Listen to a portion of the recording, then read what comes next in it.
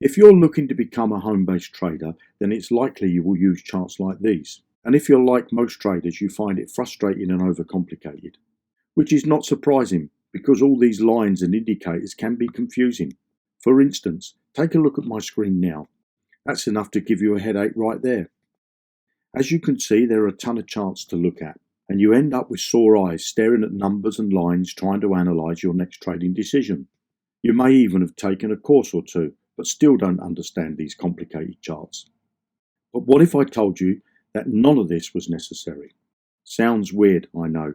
After all, surely charts are an essential part of any trading, because you need them to work out where the price is likely to go.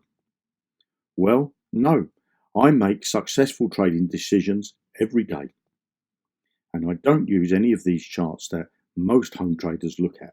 For instance, volume indicators, you don't need them. Bollinger Bands, you don't need them. Moving averages, you don't need them.